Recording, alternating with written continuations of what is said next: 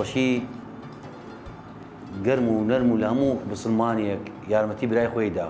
ئێوە یەکەم جار مانگی ڕەمەزان 15 ڕەمەزان بوو لە خانەیە بووم دار بوو دەور 4 ساڵ و نیم 4 ساڵ لە خانە بووم زۆر معاناتم بوو ژیانم قرس بوو لە حەشەراتی لە بەدبەختی لە دارکردنەوەی لە باران و لە فەیضانات و هات بۆ من بەس کەناڵی پێخشین خوای گەورە ڕحمە حاڵیان بکە ئینشاءالله هاتن بۆ لای من سەردامیان کرد و خانیە سەی حاڵمیان کرد و دڵیان نەو ئێکێ ڕاستی بقسە بکەوە بۆ خوای گەورە قسە بکات خەڵکیش خێرخوازش یارمەتی زۆر منیدا ئێستا لەم خانیە نازان دەسەوەر چی بکەم دوعای چی بکەم بۆ خەڵک دوعای یعنی هەرچی دوعا بۆیان بکەم کەمە لە عەرز و هاوردیان و توانەوە ماڵ تا فەرشە تا خانی تازە ئینقاز منیان کرد لە ئیجارۆ لە بەدبەختی من و لە کاسبێکم کاسبیم نەو معاشێکم بوو 150,000 بەشی حفاظە مناڵ ناکە من داواکارم لە خوای گەورەی کەم جار دووەم جار خێرخواز ئەژم یا رب العالمین هەکێ 250 ناردا من ئینشاءالله بێ 250,000 لە ڕۆژ قیامەت ئینشاءالله لە دنیا یەکەم جار بێدە خێر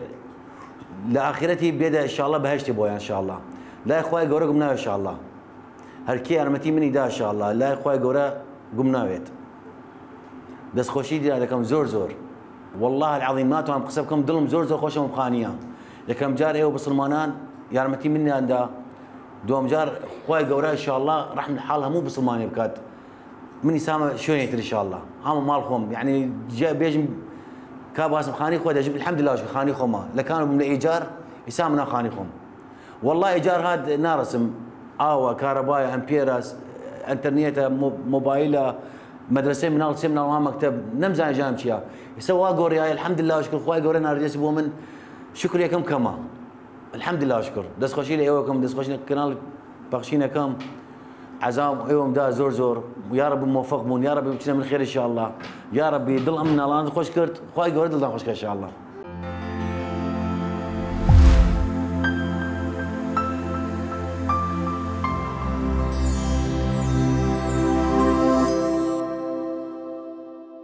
خوای گەورە خێری ئەو کەسە بنووسێ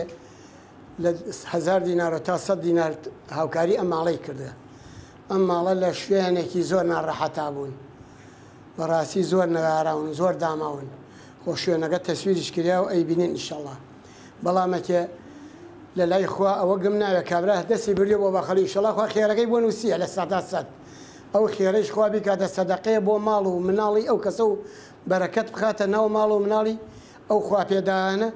نەک بۆ خێر بۆ ئەمانە بۆ هەموو کەسێکی تریشمان ئینشاءالله هەردەستیان لە خێراوێ هەزارەها دامای ئەوامان هەیە ئەگەر پیاو چاکان و خێرخوازانی وەکو ئەو برا بسڵمانانە نوێ بەڕاستی ئێمە هیچ شوێنیە پەنای بۆ بۆین گیانمان هاوە ئەم کەناڵە ڕێکەوتانەی ڕێەکەوێ بۆمان و ماڵیان ئاوا بێ خۆی گەورە جەزایان بداتەوە بەڕاستی خەمخۆرانە ئەوانش خەمی میلەتەکەی ئێمەوە خۆن بەڵامەکێ خێرخواز بۆ دامایەکی ئاوا لا بکاتەوە ئینشاءالله خوا خێرەکەی بە هەزارەها خێر بۆ ئەنووسێ سەدەقەکەی زیاتر ئەنووسێ ئینشاءالله بەڵامێکە ئینشاءالله ئێمە خێرخواز و پیاو چاکمان زۆرە لە وڵاتە حەمد و سەنا بۆ خوا بسڵمانی چاکمان زۆرە هەزارەها نەخۆشمان هەیە یەکێ دەرمانەکەی گرێتە ئەستۆ یەکێ ژن بۆ یەکێ تر تێری ئینشاءالله پارەی خێر وە کرێخانی بسڵمانێکی ترەدا ئێمە خەڵکی دامامان زۆرە بەڕاستی کەوتینەتە وڵاتێ نازانین دەست بۆ چی برینێ بۆیت ئەوە نە خەڵکی داما و لێ قەوما و زۆر بووە بەڵامەکێ ئێوەی قسوورتان نەکردە بەڕاستی ئەوە لەو کەناڵانەی ئێوە بینین ئەوە لە بەرنامە جوانەکان ئێوە بینین جێی دەستخۆشیە جێی چاکەکاریە بۆ ئێوە بۆ هەموو ئەو بسڵمانانش خوا ئەوەنەتریانە پێ ببەخشێ ئەگەر ئێمە ئەگەر خەڵکی خێرخواز و بسڵمانێ بەڕاستی خەڵکمان زۆری داماو بووە بەس حەمد و سەنا بۆ خوا خەڵکەکەمان خەڵکێ بەڕەحمە خەڵکێکی پیاو چاکە خەڵکێکی خانەدانە لە خوا بەزیایە کورد هەر بە بسڵمانی و بە دڵپاکی هاتکە ئینشاءالله بۆیە خوا یارمەتیمانەدا بۆیە خوا ئەم گروپانەشی بۆ ئێمە ڕێخستیە بەڕاستی هەوڵێکی ماندوونە ناسەمان بۆ ئەدەن هەوڵێکی باشی جوانمان بۆ ئەدەن لە ڕووی ئەخلاق و لە ڕووی دین و لە ڕووی مزگەوت و لە ڕووی نوێژ و بەڕاستی ئەگەرێکی ئەمانە نەونایە ئەم هەموو گەنج و خەڵکە جوانی ئێمە کێ پەروەردەیە کرد بەڕاستی ئەمە جێی دەستخۆشیە بۆ ئەوانە بۆ ئەو دەسەڵاتدارانەوە لەگەڵ چینی بسڵمانان لەگەڵ خەڵکی هەژاران لەگەڵ مزگەوت و بانخوازانان بەڕاستی ئەوە شوێنی دەستخۆشیە بۆ ئەو بسڵمانە لێ هاتوانە بەخوا مناڵانە هەر تەلەفۆنیان بۆ خانی ڕیان کردن مامە لە خۆشیە خوازانی ئەو شوە تا بەیانی من تو بەخوایە دەست بگریتە باڵی ئەو کەسە و بەرەکەت خەیتە ماڵی ئەو کەسە و لای لەم بەسە زوانانە کردێتەوە بەڕاستی وەزعیان لە ناڕەحەتێکی زۆر ناڕەحەتەوە هەزارها ماڵی تریشمان هەیە بەخوا هەراوە لێ قەومیە هەراوە فەقیر نەخۆشیدار خەڵکی بێدەستمان زۆرە هەزارها ئافرەتمان هەیە بەسە زوانە بێکەسە دەستان خۆش بێ بۆم کارە ئەیکەن بۆ فەقیر و هەژار یار بخوایە دەستان خۆش بێ بۆ ئەوانەی دڵ مناڵێک ئاسوودەکەن یار بخوایە دەستان خۆش بێ عیلەیەک بەسەر ئەکەنەوە یار بخوایە دەستان خۆش بێ بۆ ئەوەی پیاوێک وا دڵخۆشەکەن یار بخوایە دەستان خۆش بێ بۆ ئەو کەسانەی وا دڵ ئەم مناڵانە خۆشەکەن دانە بە دانە ئەم بچکاڵانە ئەو کچە جوانە ئەو مناڵە ئەو پیاوە نوقسانە خوای گەورە جێگەتان بەهشت کات لە 250 دینار 1000 دینار 750 دینار 2000 دینار ئەو کەسانەی دانەوە و کارتی مۆبایل بێ بە هەرچی بێت دەستان خۆش بێ بۆ بەرنمەکەتان بەرنمەیەکی زۆر زۆر زۆر جوانە بۆ ئەچنە ئەم ماڵانە فەقیرانە و ماڵێکتان دروست کردە بۆ ئەم ماڵە دڵخۆشکەرەیەکی خۆشە.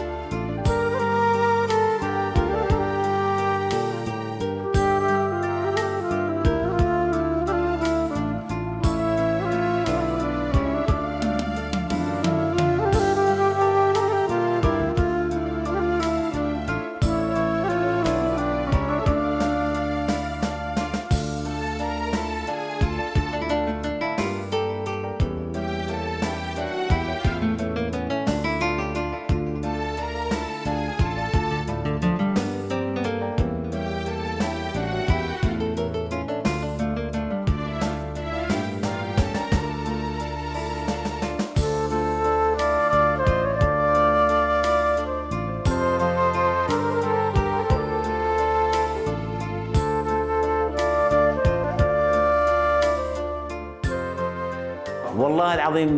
راسي قرق دوك اللي خستخانه بوما لخوشيوها خاتم خانيه ديك شو هاتم بو سردان خانيه بس باسيك بخوشيو هاتم سردان بس لدوش توديم كفتم فوق ورش هذا كفتم هاتم بو مال وسيار من هاوري بو خاني طازه هاتم بو خاني كونغي كم جار لخاني كونغي قاص ما نكر بو بهش بيجين الحمد لله وشكر بو الدنيا ما بايش تبيجين يعني هاتم بو خاني تعجوم هات زور زور خاني خوشا يعني يا ربي موفق ان شاء الله وسيار اخواناتنا وعزاء اخواناتنا وبدبختي اخواناتنا من هاوري بو خانيه منو خيزان منالم يعني والله العظيم تصرف نازل شبكم قسبهم نايا والله قسبهم نايا يعني لخوشيوه اما على طازيه فوله يعني شيء قرك هات يا هالشي مواصفات هنا هات يا ان شاء الله او ما لقيت وداعيه ما كر هاوسا مال وداعيه كردا قرنا ازاي خلكم كردا لو خاني قيتر هيك ني يقمنا ابو خلق الحمد لله وشكر هات مسا بو خاني الحمد لله وشكر حزش كي وش تصويركم ابو قدان تصويرنا خانيكم ذات خوشه والله لا قرماي الحوابه زي ابي قرما سري نازل تشرب خاني هواي سرب مالتي العاصمان وخاني بري الحمد لله وشكر بخشينا محل شقو هل لو خاني ابو خواق ورشه هذا امانه يعني كنال بخشينا واتا ما هل لو خاني تامر خاني ابوين او خاني داره خواق ورشه هذا خوا عليمه ند عيبه كنالكم نتشبكم بس اجم والله او كنال بخشينا واتا تايسا ودار ذنبو كنال بخشينا تبونا ما لاقي من سي حال ميكرت سي ظرف ميكرت وتوا تسا خانيه كايسا منا وخاني ايش كشان سيريكم بقنا بس والله سا انا دل خوشا خواشا هذا نازم شي بيجم خواشا هذا خو عليما لا دل خوشي وهي كم جار ايجار دوم جا مصروف تيم جا وكهرباء يعني كشتي مسؤوليه سن من بو مش لا حول ولا قوه الا بالله دو قاشني بس دس زوانه ودسه والحمد لله وشكر شي ما بو كاوتر يبو شكاي بو طباخ يبو ايراني بو خواني بريد هم انقاذ ماني كرت زور تشمانو ثلاجه ما بو قابل شكاي بو خلق سيري كرت الحمد لله يعني زور تشمان بو خش شكاي بو لو خانه قيتر الاخوا بزاولم خانيه اخواي قرني بريد يا كم جار خوا دوم جار ايوا تلفزيون مان هي فرشه مان هي كامله مبورده مان هي تكتلبان طباخ ثلاجه مجمده خواني بريد كنتور معرز برده ما برده نومال جوان يعني نازم شي بيجم خواشا هذا والحمد لله وشكر خير خواهي لم خانيه هالشي تقرك هيا كريا شي معوق مخاوت شو من عالم دسم ناتشيت داوال اخواي قوراكم يكم دوم لهوا خواشا هذا حرام لكن لم خانيه نام خوا اجي الشكوى لله حاجي بيسا حاجي حشرات زوره حاجي مال بونيتي هالشي باكم بونيتي يا رب العالمين بو مخاون خاني خم خلقي قال متين بس بو خانيك بو بنجامه تجبس بس ستر بيت هم روجه باركم وشوها من ناكري من دقاش مياه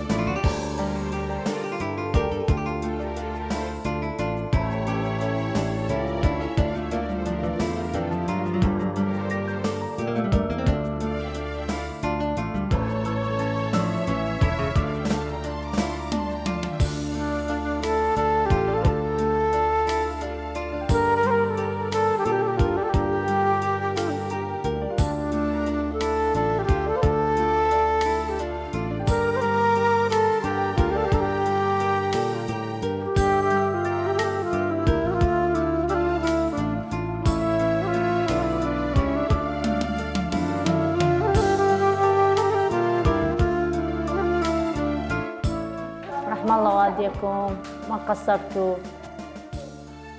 على هذا البيت. كنا بالأجار مشلوعين قلب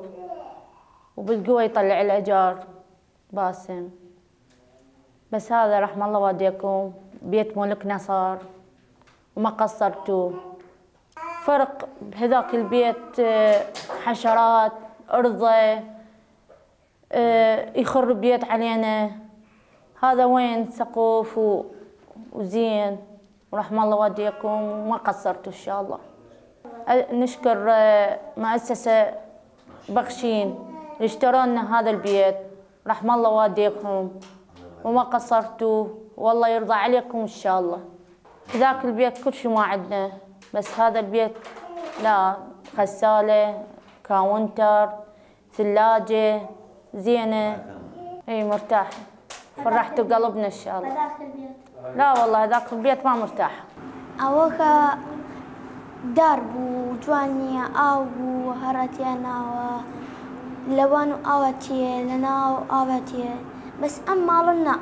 جوان او ناتي ايش ناتي باكا امانه شو فرشيه تلفزيونه ثلاجات كانتره غسالية طباخة معرزة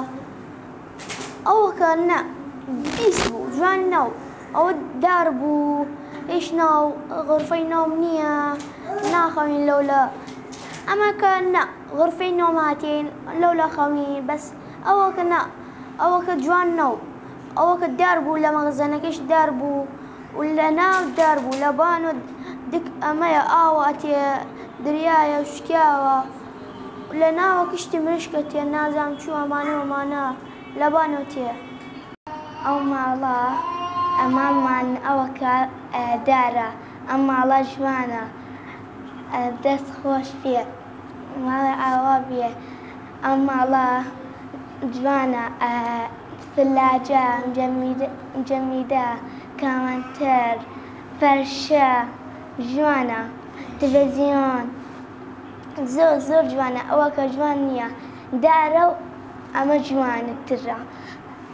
ماڵی ئاوا بێ دڵمان خۆشە بۆتان دڵمان خۆش بێ خۆتانش دڵمان خۆش بێ ئەو ماڵە چۆن بوو ئەوەش چۆن بوو ئەو کە جوانەوە ئەوە جوانترە لەیە ئەوە ژمارمان هەیە جوانە ئەخەوین ناوێ دانیشی ناوێ ئەو کە جوان نییە ئەو ماڵە بارانە تێ تەقەتەقا ئەتێ ئەم ماڵە جوانە باران ناچێ بۆی خۆشە کەرەباکەی کشتی جوانە بۆیە دەست خۆش بێ ماڵی ئاوا بێ.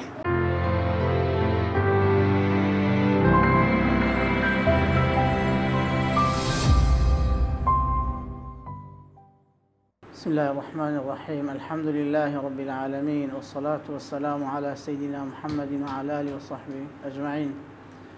برایانی مسلمان خۆشەویستان ئێمە چەند مانگێک پێش ئێستا بانگوازێکمان کرد لە ڕێگەی کەناڵی بەخشینەوە بۆ ئەم ماڵی کاک باسم خۆی معوەق بوو لە خانوویەکە بکەوە زۆر پەرپوت و الحەمدولله سوپاس بەخوای تەعالا ئیمڕۆ ئەوەتە بە چاوی خۆتان ئەیبینن لە ڕێگەی ئەو بەرنامە بەڕێزەوە بەرنامەی بەخشین کە دەستخۆشییان لێکەین کە جێگەی دەستخۆشین ئەم خانە جوانەیان بە هەموو تەرتیباتی ماڵ بۆیان کڕیوە. بۆی خۆشەویستان دینار بە دیناری ئێوە لای خوای تەعالا ئینشاءڵڵا جێگەی گرتووە.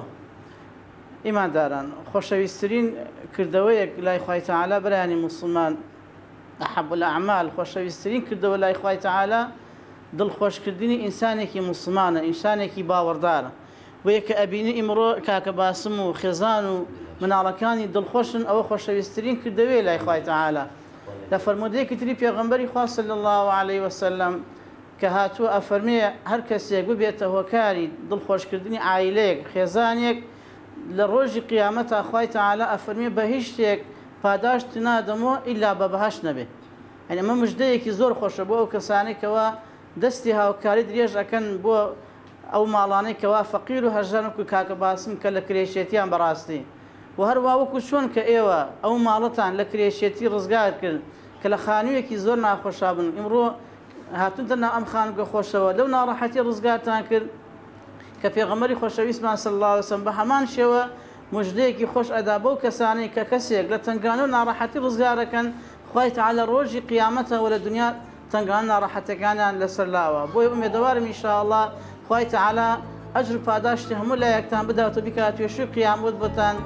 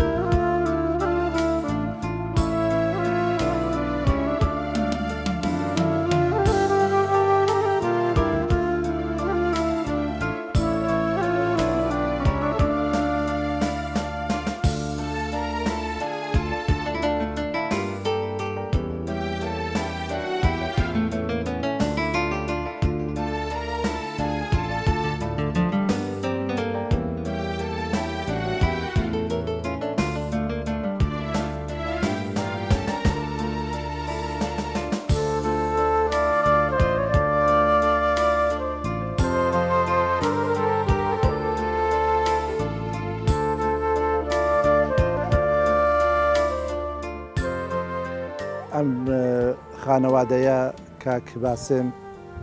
کە سەرەتا هاتە نووسنگەکەمان و حاڵ وەزعی خۆی باس کرد کەوا لە خانی کرێە و خاوەنی 4 مناڵە و خۆشی معوەق بوو و ئێمەش هاتین دوای بەداداچوون و پرسیارکردن